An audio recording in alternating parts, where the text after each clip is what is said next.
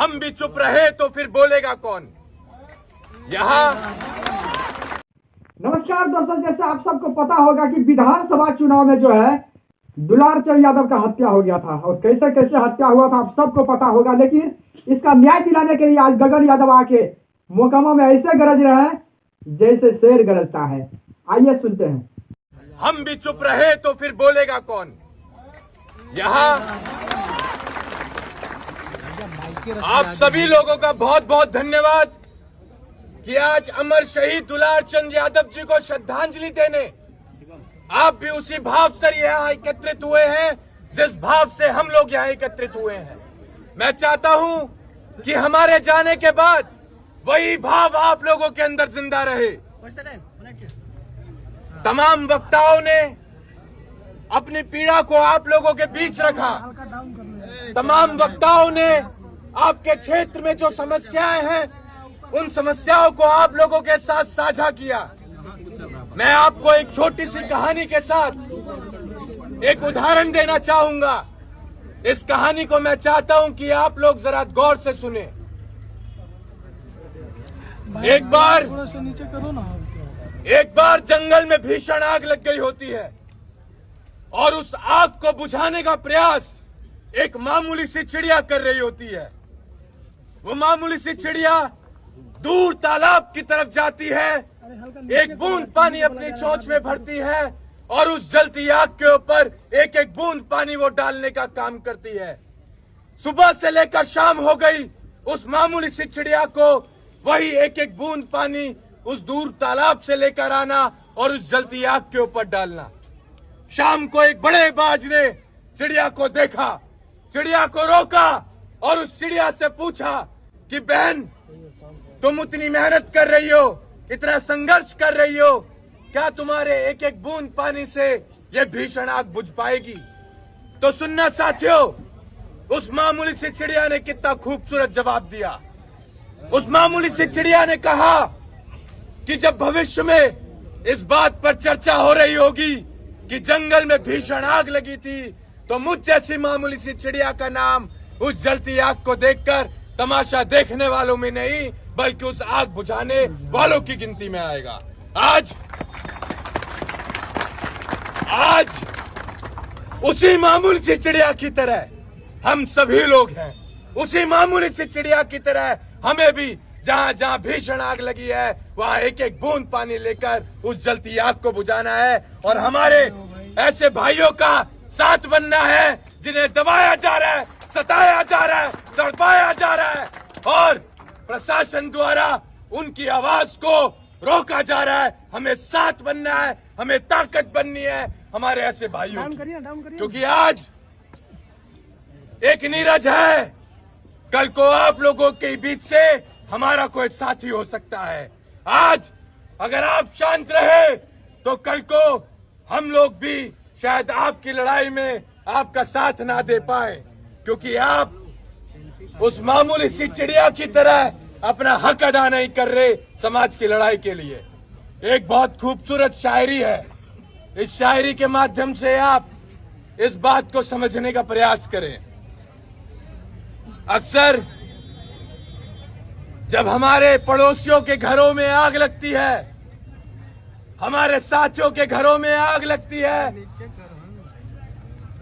तो हम लोग तमाशा देखते हैं। ऐसे लोगों के लिए एक शायरी है साहब कि जलते घर को देखने वालों, जलते घर को देखने वालों, फूस का छप्पर आपका है, आग के पीछे तेज हवा है, आगे मुकद्दर आपका है। उसके कत्ल पर मैं भी चुप था, उसके कत्ल पर मैं भी चुप था, मेरा नंबर अब आया, मेरे कत्ल पर आप भी चुप है, अगला नंबर आपका है।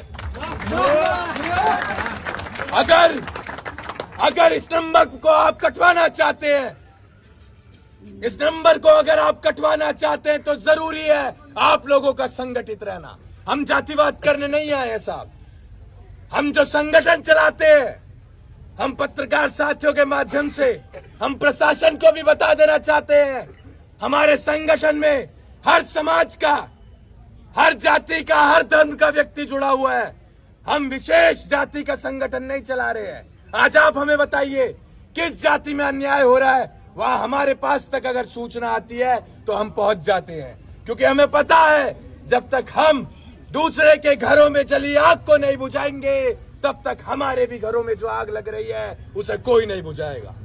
तो हम यहां से ये संकल्प भी लेकर जाएं कि हम अपने समाज से तो मोहब्बत करें, लेकिन अन्य किसी जाति से हम नफरत भी ना करें। ये हम संकल्प लेकर जाएं, तभी हम आने वाले समय में इन लड़ाइयों को मजबूती के साथ लड़ पाएंगे और उसमें सफलता हासिल कर पाएंगे। हमारी संवेदनाएं हैं पीड़ित परिवार के साथ, लेकिन आप लोगों का अनुशासन में रहना वो बहुत मायने रखता है। यहां से जैसा कि हमारे भाई ने बताया, हम तो बोलकर चले जाएंगे, लेकिन हमारे पीछे आप लोगों को ही ये सब कुछ बर्दाश्त करना है। तो हम इतने गैर जिम्मेदार व्यक्ति नहीं हैं कि हम इस बिना जीभ की हड्डी को हिलाकर चले जाएं, कुछ भी बोलकर चले जाएं और खामियाजा भुगतना पड़े हमारे इन तमाम साथियों को। हम ऐसे नहीं हैं। हम आज आए हैं तो हम कल भी आपकी तकलीफों में आएंगे और हम आते जाते रहेंगे, लेकिन आप लोगों को भी संकल्प लेना पड़ेगा कि कभी भी कोई समस्या होगी तो आप ऐसे ही संगठित रहेंगे जैसे आप आज यहाँ पर संगठित हैं। आपकी आवाज को दबाया जाएगा, आपको तंग किया जाएगा, लेकिन आप घबराना मत, आप घबराना मत, क्योंकि जो डरता है वो कभी नहीं लड़ता है। निडर ही लीडर है। आप निडर बने, हम आपके साथ चलेंगे। आप हमें एक बार आवाज लगाएं, जहां आपको ऐसा लगे कि आप कमजोर पड़ रहे हैं, वहां हम आपके साथ आपकी उस लड़ाई में सबसे पहली पंक्ति में आपको खड़े मिलेंगे। मेरा ये कोई राजनीतिक क्षेत्र नहीं है, मैं इस प्रदेश से भी राजनीति नहीं करने वाला हूं साहब, कभी नहीं करने वाला हूं। तो मेरा यह क्या भाव है, उस भाव को आप समझने का प्रयास करें। मैं यहाँ विधानसभा चुनाव, लोकसभा चुनाव लड़ने नहीं आया हूँ, मैं यहाँ आप सभी लोगों को संगठित करने आया हूँ, आप लोगों के अंदर वही भाव जगाने आया हूँ जिस भाव ने मुझे दिल्ली से लाकर आप लोगों के बीच यहाँ खड़ा कर दिया। मैं वही भाव आप सभी लोगों के अंदर जगाने आया हूँ। मेरी बस ये छोटी सी लड़ाई है। और मेरे फादर साहब कहते थे कि बेटा, जुबान से निकली बात, शरीर से निकली आत्मा और बंदूक से निकली गोली एक बार निकल जाती है तो कभी वापस नहीं आती। तो अपने लोगों के बीच जाकर वही बोलना जो तू कर पाए। मैं आज वही बोलकर जाऊंगा जो कर पाऊंगा। मैं अपनी आखिरी सांस तक आप लोगों के साथ लड़ूंगा। बस आप हमारे ऐसे भाइयों का कभी साथ मत छोड़ना। लड़ाई बहुत बड़ी है, अभी लड़ाई की शुरुआत हुई है, अभी लड़ाई बहुत बड़ी है और हम इतने कमजोर भी नहीं हुए, हम इतने कमजोर भी नहीं हुए कि अगर हमारा राजनीतिक दल मजबूत नहीं है, सत्ता में नहीं है, तो हम गुलाम बन जाएंगे। हम इतने कमजोर भी अभी नहीं हुए हैं। हम लड़ेंगे, हम दहाड़ेंगे, हम चिल्लाएंगे और अपने हक अधिकार की आवाज को हम हमेशा बुलंद करते रहेंगे, चाहे सरकार किसी की भी हो।